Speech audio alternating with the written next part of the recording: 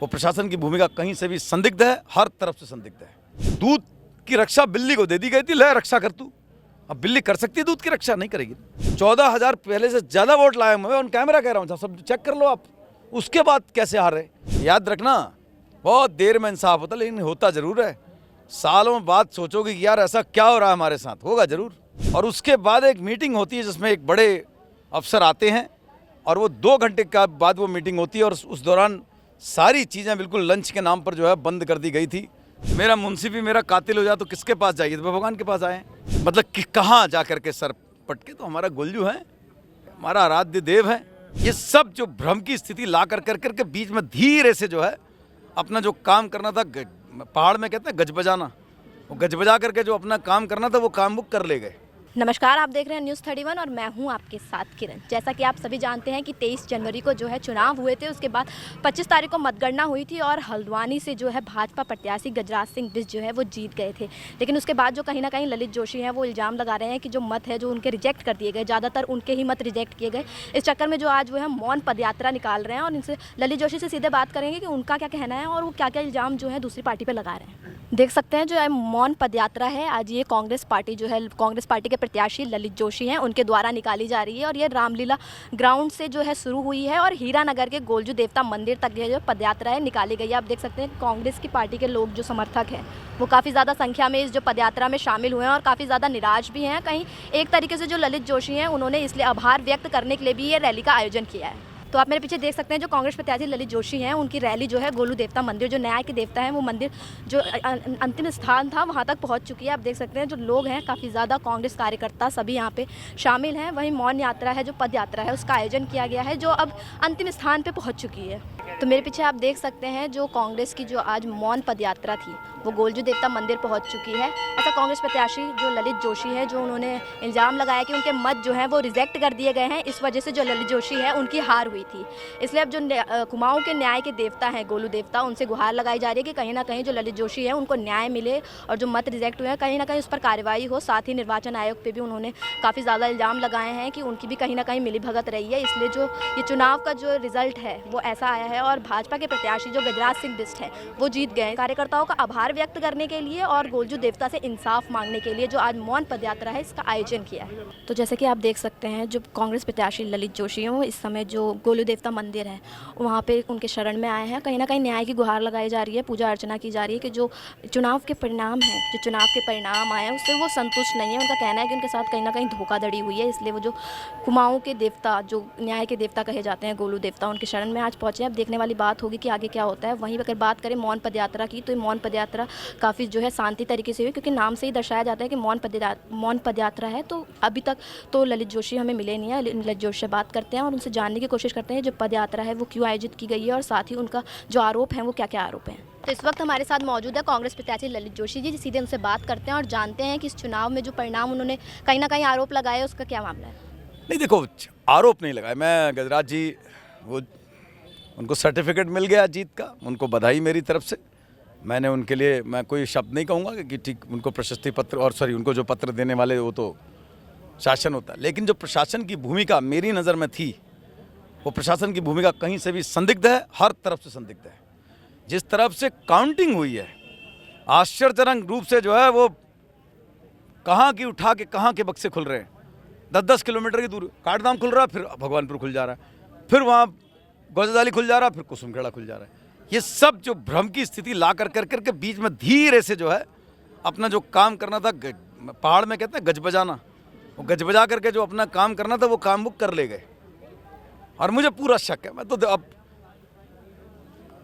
मतलब कि कहाँ जा करके सर पटके? तो हमारा गुलजू है, हमारा आराध्य देव है।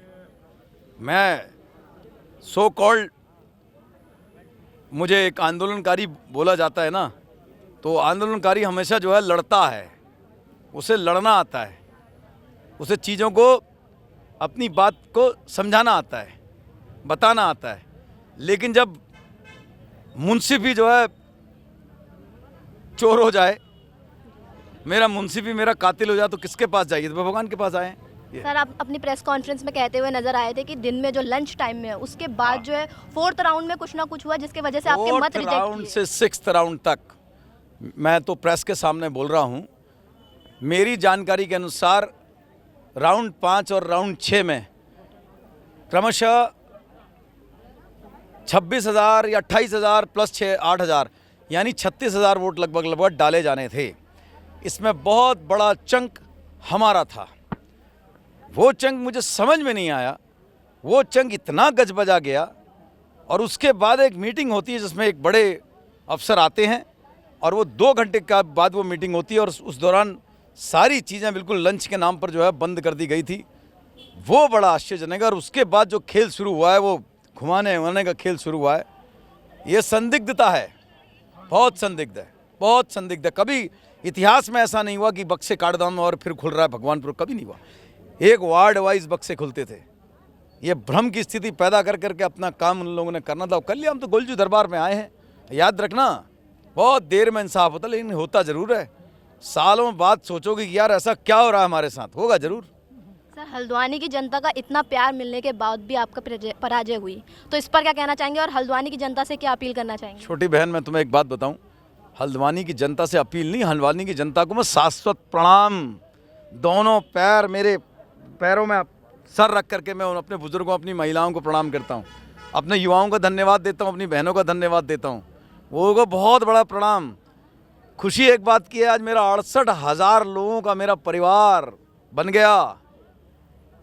68,000 लोगों का मेरा परिवार बन गया, बढ़ गया मेरा परिवार। मुझे खुशी इस बात की, लेकिन दुख इस बात का है, जो चाहता था कि मैं कर सकूं, कलम की ताकत मिलने पर कर सकूं, वो मैं नहीं कर पाया हूं। उस बात का मुझे ज़रूर दुख है। जो हुआ, मेरी भावनाओं पर कुठाराघात उतना नहीं किया, आम जन पर कुठाराघात कर दिया। छोटी बहन, अब एक बात सुनो, मैं आपको 2 चीज़ देता हूं। आज से 11 महीना पहले इसी हल्द्वानी में जो चुनाव हुआ था, मात्र 500 वोट आगे थे हम। आज 19,500 वोट से आगे हम। पिछले चुनाव की तुलना में 14,000 वोट ज़्यादा लेकर के आया। मैं हारा कैसे, मुझे आज तक समझ में नहीं आ रहा। ये साफ दर्शाता है मैंने बहुत चुनाव लड़ाए हैं। शायद वर्तमान में अगर आप भगत जी को छोड़ दें या 1-2 लोगों को और छोड़ दें हमारे आगे, उनसे ज़्यादा चुनाव लड़ाए हैं मैंने। मैं जानता हूँ, काउंटिंगों में भी बैठा हूँ। ये ट्रेंड बदलाव की ओर था। हल्द्वानी विधानसभा नेवर देन बम्पर जीते हैं। 14,000 पहले से ज़्यादा वोट लाए। मैं ऑन कैमरा कह रहा हूँ, सब चेक कर लो आप। उसके बाद कैसे हार रहे? जितने से मैं पीछे नहीं रहा, उतने से ज़्यादा वोट कैंसिल हो जाता है। सारा जिस तरह से जो काउंटिंग का ट्रेंड है वो बड़ा भ्रामक था। ये सब कहाँ इंगित करते हैं? सब इंगित करते हैं कि दूध की रक्षा बिल्ली को दे दी गई थी, ले रक्षा कर तू। अब बिल्ली कर सकती है दूध की रक्षा? नहीं करेगी। आपने जो करना था कर दिया, लेकिन मेरा फिर भी जिन लोगों ने मेरा साथ दिया, उनसे हाथ जोड़ करके मैं कई लोगों के पास आ नहीं पाया हूं। आपको प्रणाम करता हूं, धन्यवाद देता हूं। ज़रूर आपसे आकर के मिलूंगा।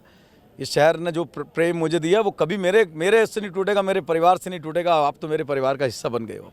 ये मेरे लिए बहुत। आखिरी सवाल मेरा ये रहेगा कि अभी जो मेयर गजराज सिंह बिष्ट हैं, उनका एक वीडियो वायरल हो रहा है जिसमें वो देखा जा रहा है कि पत्रकारों से अभद्र भाषा में बात कर रहे हैं या उनको कहीं अभद्र भाषा का प्रयोग किया जा रहा है। तो मेयर की कुर्सी पर बैठने के बाद ऐसी अभद्र भाषा का इस्तेमाल करना, क्या कहना चाहेंगे इस पर? देखिए, मैंने तो वैसे तो एक्चुअली वो वीडियो नहीं देखा है, लेकिन फिर भी अपनी मानसिकताओं का खेल है। उन्होंने क्या कहा है ये तो आप उनसे ही पूछिए। मैं देख करके आपको कोई कमेंट कर पाऊँगा।